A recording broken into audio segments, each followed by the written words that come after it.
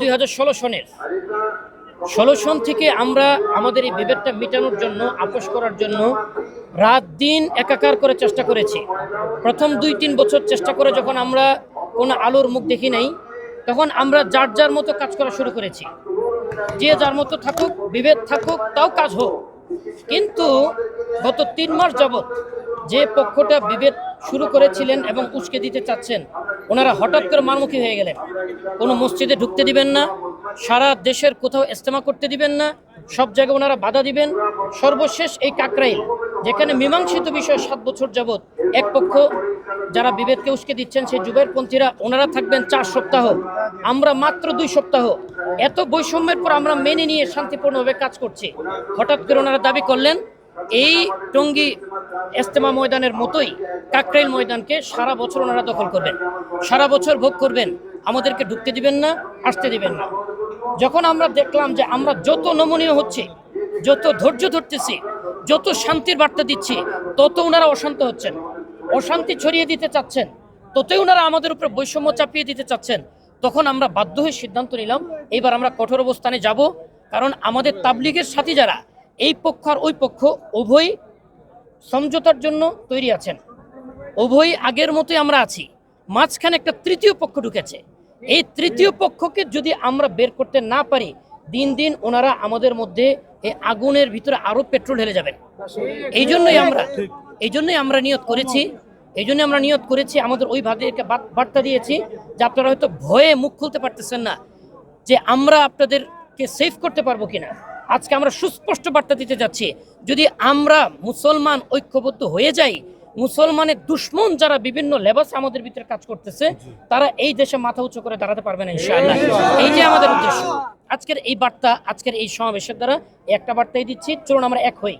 ওই তৃতীয় পক্ষ যারা বিভাদ বিভক্তি উস্কে দেয়, তাদেরকে চিহ্নিত করি, তাদেরকে আমাদের মধ্য থেকে সরিয়ে দেই এবং তাদের ব্যাপারে আইনানুগ ব্যবস্থা গ্রহণ করি। তাহলে তাবলীগের ভিতরে না, পুরা ইসলামিক সমাজের ভিতরে কোনো বিভক্তি থাকবে না ইনশাআল্লাহ। দল বা মতের লোক না। আপনারা তাদেরকে যদি আরেকটু স্পষ্ট করে চিনতে চান, শুধু 5ই নভেম্বর সরোয়ার্দী উদ্যানে যে প্রোগ্রামটা হয়েছে, ওইখানে যে বক্তারা ছিলেন, এই বক্তারাই হচ্ছে সেই তৃতীয় পক্ষের সমর্থক বা তৃতীয় পক্ষের মাস্টার মাইন্ড।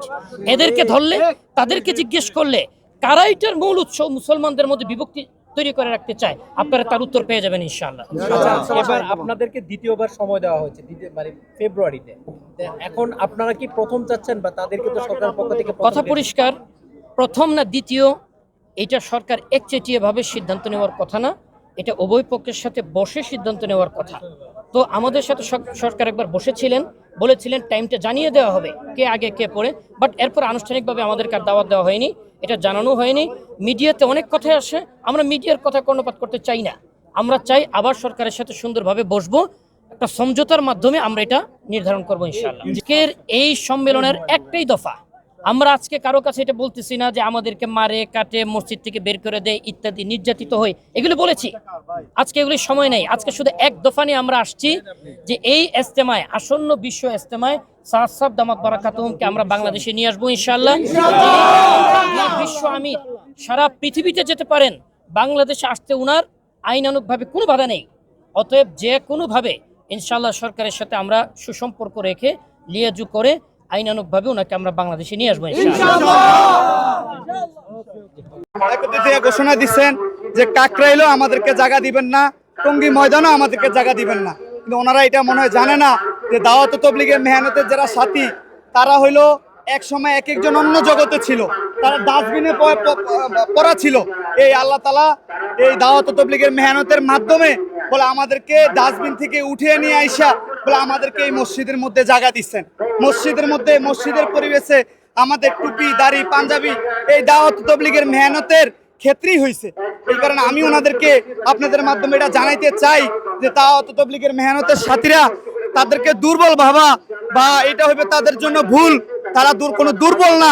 আজকের এই সমাবেশই এটা বুঝে যাইতেছে যে দাওয়াত তাবলীগের সাথীরা কোনো দুর্বল না। আর ওনারা বলছে যে আমাদেরকে এরকম, আমরা দাওয়াত তাবলীগের সাথী যারা আছে, তারা এক একজন এক এক লেভেলের লোক। হ্যাঁ, সাধারণ সাথী, তারা ডাস্টবিনে পড়া ছিল, ওখান থেকে তাদেরকে আল্লাহ তাআলা উঠেয়া বলে দিনের পথে আসছে। তারা একসময় এক একজন অনেক অন্য জগতে ছিল। এই জন্য আমি বলতে চাই আপনাদের মাধ্যমে যে দাওয়াত তাবলীগের মেহনতের যারা সাথী, সাধারণ সাথী আছে, তারা এরকম অস্ত্র জমা দিছে কিন্তু ট্রেনিং জমা দেয় নাই।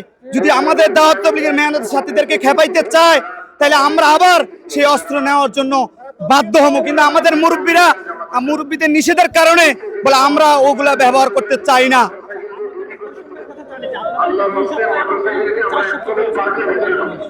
এইটা যখন এরকম আওয়ামী লীগ সরকার ক্ষমতায় ছিল তখন ওনারা ধর্মমন্ত্রীকে ব্যবহার করে, ধর্মমন্ত্রী ওনাদের লোক ছিল, মন্ত্রীকে ওনারা ব্যবহার করে ওনারা এরকম 4 সপ্তাহ আমাদের উপর জুলুম করে 4 সপ্তাহ নিচে আজকে আমাদেরকে বলতেছে যে আমরা আওয়ামী লীগ। কিন্তু কারা আওয়ামী লীগ সেটা আপনারা এবং সাধারণ মানুষই জানে। 7 বছর ধরে ওনারা প্রথম ভাগে ইস্তেমা করতেছে, আমাদেরকে বলা হইতেছে যে আপনারা এবার প্রথম করে এইবার মাইনা নেন, পরের বার আপনাদেরকে আগে দেওয়া হইবে, কিন্তু আমাদেরকে আগে দেওয়া হয় নাই। এই জন্য বৈষম্য বিরোধী চলবে না। আমরা মিডিয়ার মাধ্যমে সামনে জানাইতে চাই যে আমরা প্রথম ভাগে ইস্তেমা করব ইনশাল্লাহ, আর আমাদের বিশ্বের আমির মাওলানা সাদ সাহেবকে ইনশাল্লাহ আসবে। এই জন্য আমাদের যা করণীয় প্রয়োজন আমাদের মুরব্বীদের মাসের অনুযায়ী আমরা তা করব। সম্মানিত উপদেষ্টা মণ্ডলী, যিনি বিশ্বের নেতা নিজামুদ্দিন ইলিয়াস রহমতুল্লাহি থাকি, ইনি যে বিশ্বের আমির, এই বিশ্বের আমির তাই মনে করতে হবে এটা আমাদের তাই স্যার। যেহেতু এখন এই জুনিয়র ছেলেপেলেরা, এই জোবাইর গ্রুপ কৌমি ছেলেরা নিয়ে লাঠি ছোড়া অমুক সমুক বিভিন্ন কথাবার্তা এখানে সাদ সাহেব আসলে তার গরদান থাকবে না, কাল্লা থাকবে না, এ ধরনের কথা কালকেও আমার সঙ্গে উচ্চারণ করছে সাধারণ একগুলেন ছোট ছোট ছেলেপেলে। আজ বিশ্বের আমির বিভিন্ন জায়গায় সে ইস্তেমা করতেছে, যেখানে সেখানে মনে করেন বিশ্বের মধ্যে তার হয়তো কথাবার্তা শোনার জন্য আগ্রহী। তা আমরা বাংলাদেশ আগে যেহেতু ওনার কথাবার্তা শুনছি, ওনাকে এবারও আসতে দেওয়া হোক। আমরা এই ইস্তেমা ওনারা 5-7 বছর আগে করছে, আমরা 7 গ্রুপ আমরা এবার আগে করব। আমরা ইনশাল্লাহ উপদেষ্টার কাছে আমরা ডক্টর ইউনূস সহ যেনারা উপদেষ্টা আছেন, আমরা মুসলমান, আমরা ভাই ভাই একত্রিত হতে চাই, সবাই মিলি। ওরা যেহেতু একটা করতে চায়, আমরা দুটাই করেন, কিন্তু আমাদেরকে আগে দেন। এই 7 গ্রুপকে আগে দিতে হবে, আর তারপর মীমাংসা করিয়ে বিশ্ব আমিরকে এখানে আনার সুযোগ দেন। ইনশাল্লাহ এই আমির আমাদের বাংলাদেশে কথা বলবে, এনার আনতেই হবে। জুনিয়র ছেলেবেলেরা বিভিন্ন কথা কয়, গরদান কাটবে, ইলে বলা যাবে না ইনশাল্লাহ।